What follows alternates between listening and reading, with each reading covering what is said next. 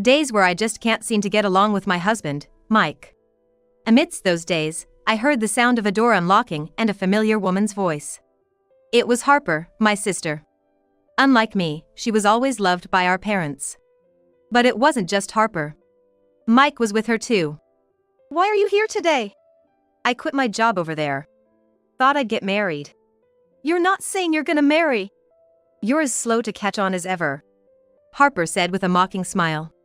A defective product unable to conceive. I got pregnant right away. We're finally gonna have a baby. Congrats. But that baby? I started to ask reflexively, then fell silent. Kicked out of the room, I was alone at a cafe, thinking about the future. And I thought, their child is impossible. The documents I had in my luggage told that story. I'm definitely gonna give them a piece of my mind. I muttered in a low voice. My name is Maria Kirk, and I'm 32 years old. A working housewife in my 5th year of marriage. My husband, Mike, is a former senior colleague, 3 years my senior. When we got married, I moved to a different company in the same industry, thinking it might cause problems if we stayed at the same company. I thought we had a marriage where we respected each other to a certain extent. But lately, the atmosphere has been ominous. I know the reason. It's because we haven't been able to have children no matter how much time passes. But it's not just my fault. Yet, it was always me who had to endure unsolicited advice and interference. If it were straightforward malice, that might have been easier to handle. Instead, it was all done under the guise of concern, just meddling for meddling's sake. Both our families spoke in such a manner, which was frustrating. Well, there was one person who was purely malicious. Harper, my sister. Ever since we were little, I was always compared to Harper. Harper is so cute, Maria is such a smart girl. Well, that much was still bearable. You really lack the charm and cuteness compared to Harper. Well, with that face of yours. Poor thing compared to Harper, but maybe try to be a bit more girly? Those were the standard comments from relatives and neighbors. I've known this all too well since I was a child. That's why I tried not to place my value there.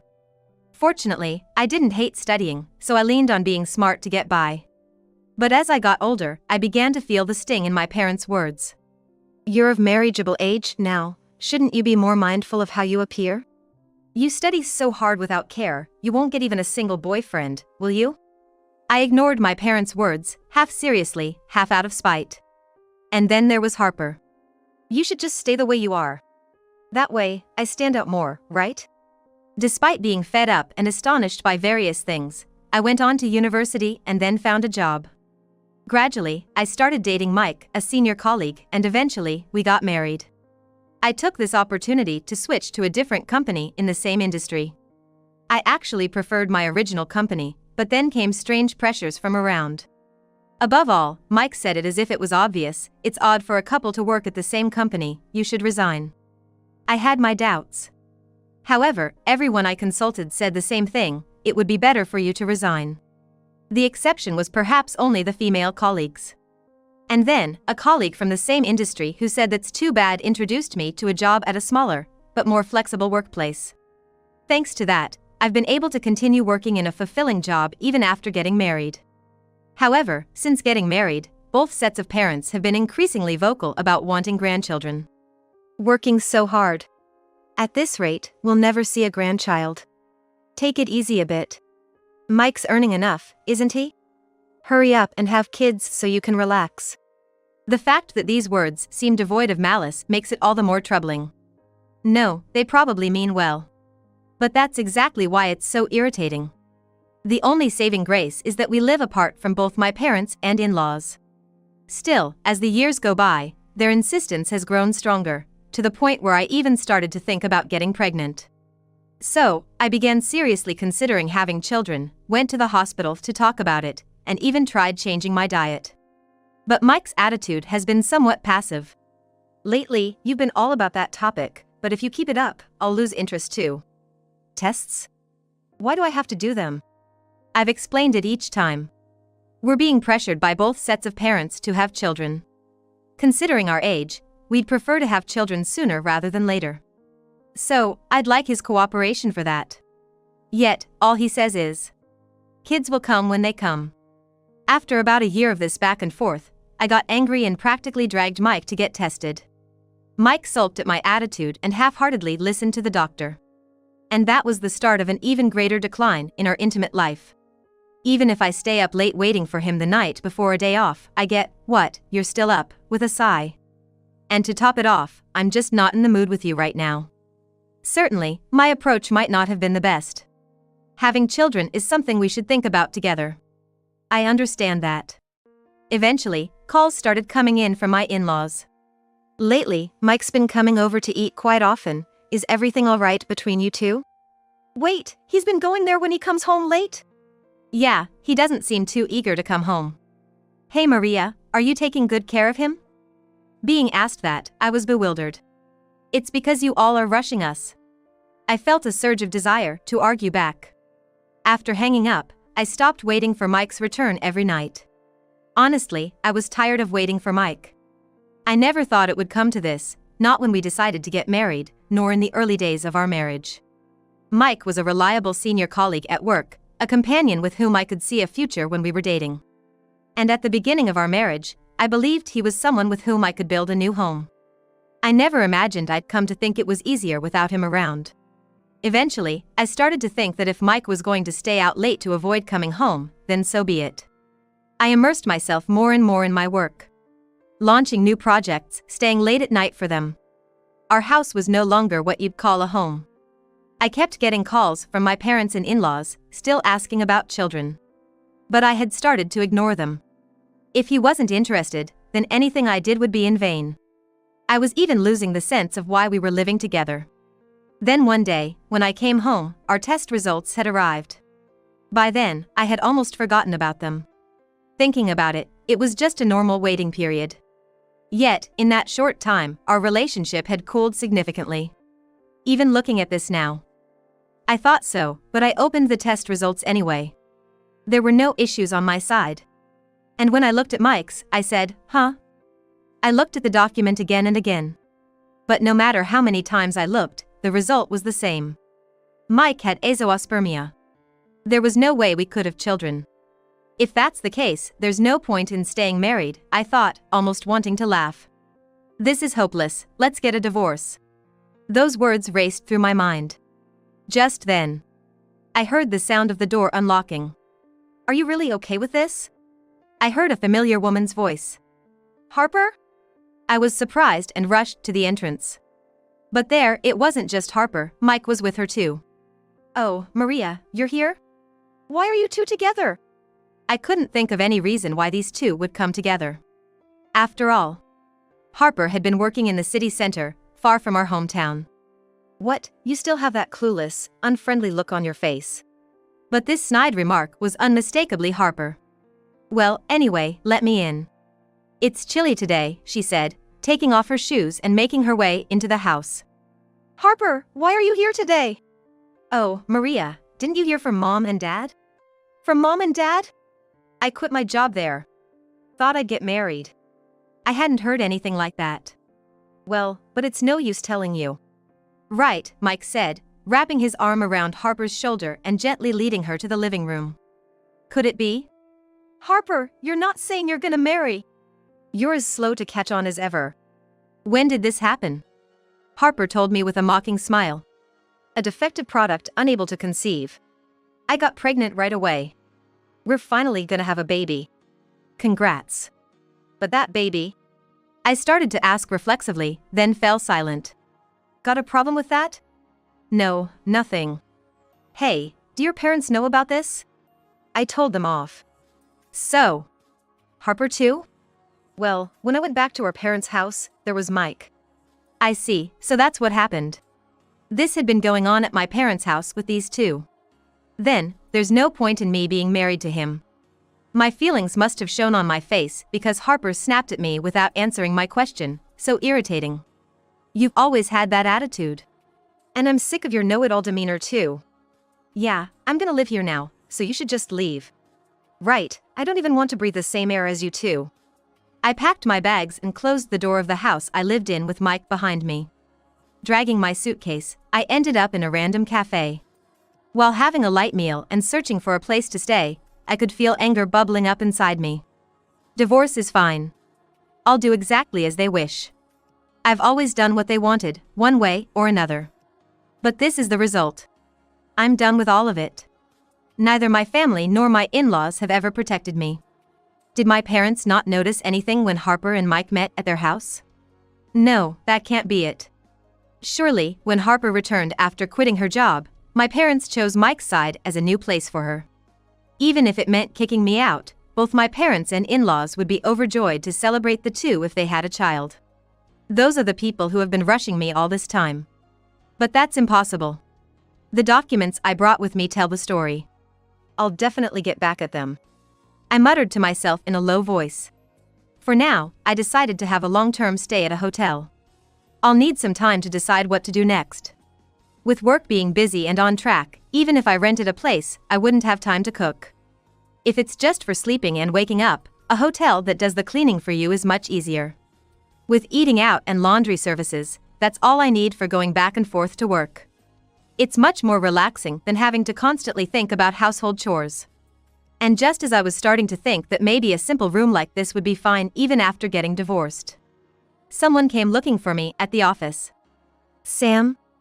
I didn't recognize the name written on the business card passed to me from the reception. Anyway, when I met him, he bowed very politely.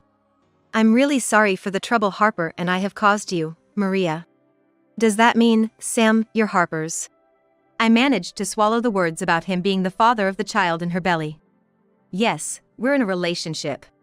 Even now, at this very moment, she belongs to me. This might be a problematic person. That thought crossed my mind. What do you want with me? I'm really sorry about Harper's recent behavior, Maria. Well, it is a nuisance, but I wasn't sure what to say to him. I really want to take Harper back, but she's at your parents' house now, isn't she? That's when I felt something was off. His way of asking left no room for disagreement, yet there was a distance. Are you saying you can't get in touch with Harper right now? That's right. He sighed deeply, looking dejected. For some reason, ever since she quit her job, I've received no replies from her. Even though before, I'd get one back for every 10 messages I sent. Sam showed me his phone screen. I involuntarily let out a small gasp. His messages lined up one after the other. Is he sending one every 5 minutes? And the contents are like, what are you doing now? I was thinking about you, what time are you coming home, and so on. I was amazed he could even function at work with all that going on. Then, without even being asked, he began to tell me about how he and Harper first met. Harper was a senior at my company, and I was under her care in many ways. I had admired her for a long time, but she never showed interest in anyone, just focused on her work for years and years.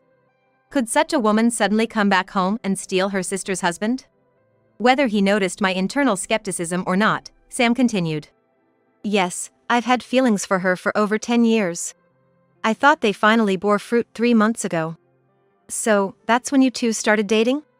We spent the morning together, so yes, I guess. Well, that's a bit ambiguous. But soon after, Harper started making mistakes at work and eventually fell ill, quitting her job without me knowing. I realized I hadn't heard from Harper about why she left her job. Maybe there was some meaning behind it. As Sam rattled on, I listened carefully. So, when I asked a colleague about her health, I wondered. Maybe she was pregnant with my child. Well, Harper is indeed pregnant now. So it was true. He stood up, overcome with emotion, looking up to the sky. It must be fate. It was just one time, and yet she conceived. This must mean we're meant to be together. But Harper ran away from that fate, didn't she? Not at all, she's just shy about my love. Incredible. It's the first time I've seen someone say that with a straight face. Maria, please let me see Harper. I need to properly propose to her. But Harper is currently messing around with my husband, and she claims the child is his. That must be her looking out for my younger self's future. But I'm of age now. I thought, 35 and 34 aren't exactly what I'd call of age. Anyway, this guy is completely devoted to Harper, my sister. I decided to test him a bit. To see how devoted he really is. So, right now I'm thinking about divorcing my husband because of his affair with Harper. You're getting a divorce! At least she's saying there's a child, so something must have happened. That's why I want to file for alimony. Sam immediately responded. Alimony? How many thousands of dollars are we talking about? If that's the case, I'll pay Harper's share.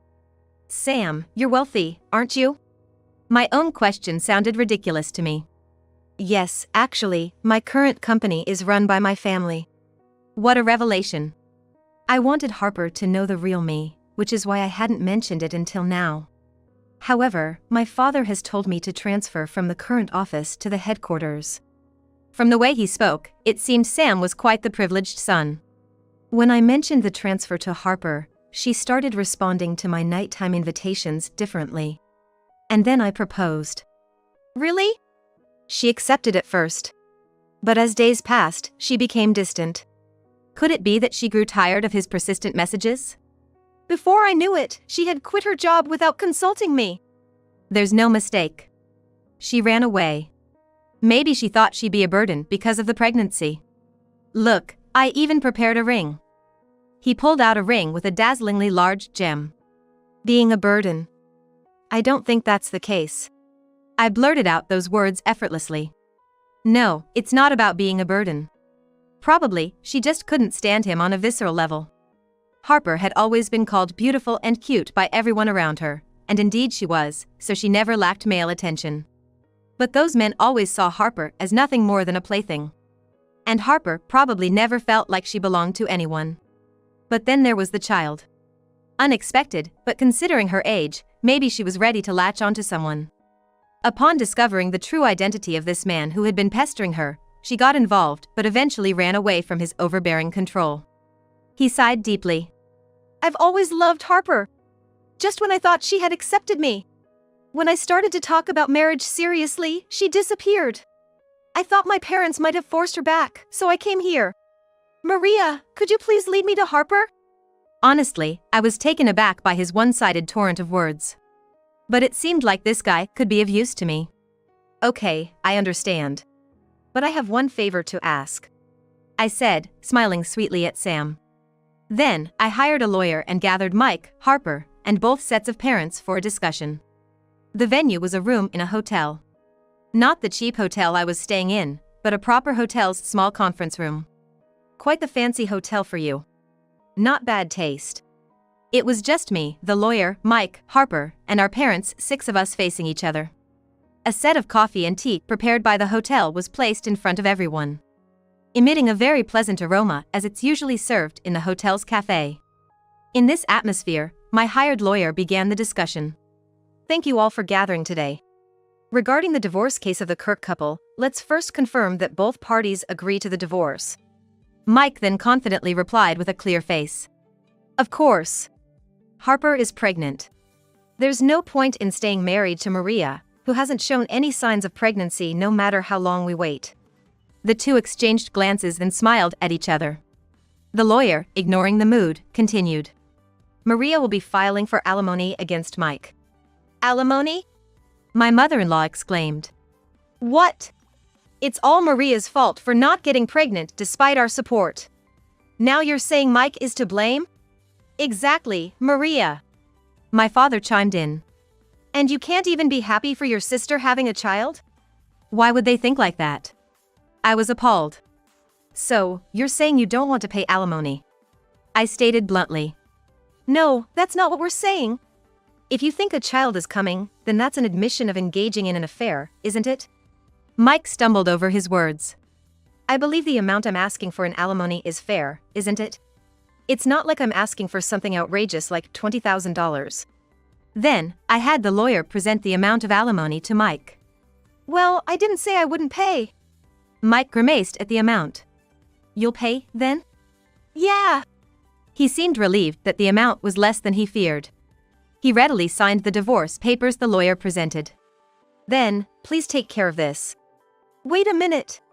Harper called out to the lawyer as he was about to leave. Just the alimony to Mike, is that okay? I don't have to pay anything to Maria? Harper. You don't need to ask that. You're jobless and pregnant. Oh, Harper, it's fine. I quickly responded, sipping my tea. Harper sighed exaggeratedly and turned to me with a smile. Oh, good. You're being kind for a change. Me, kind? I put down my teacup on the table and smiled slightly. Hey, sister, can you still say that after seeing this? What? I handed Harper the envelope containing the test results I had received earlier. What's this? As Harper rifled through the papers, her expression gradually changed. What the hell is this? Mike, you shouldn't look. Harper tried to hide the documents from Mike. I interjected, Mike, that's the result of the test you took before. I took it with me when I left. I thought I'd give it back to you today, I told him firmly. Test, what? After a moment's thought, Mike snatched the documents from Harper. This is... Stunned, he alternated his gaze between the documents and me. As you can see, you have azoospermia. What? Both sets of parents murmured in confusion. That means there's no way a child could be between you and Harper. It's impossible. Is that true, Mike? Let me see that. The documents were passed from hand to hand among my in-laws. Mike cradled his head right there. So, that means...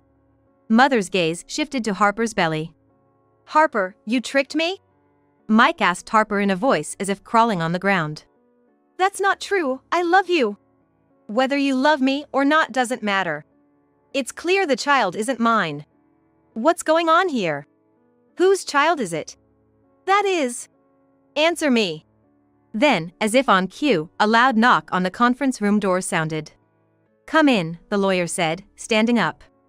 I'll take it from here. Is that so? Then, I'll go submit the paperwork. Please do. And who came in was...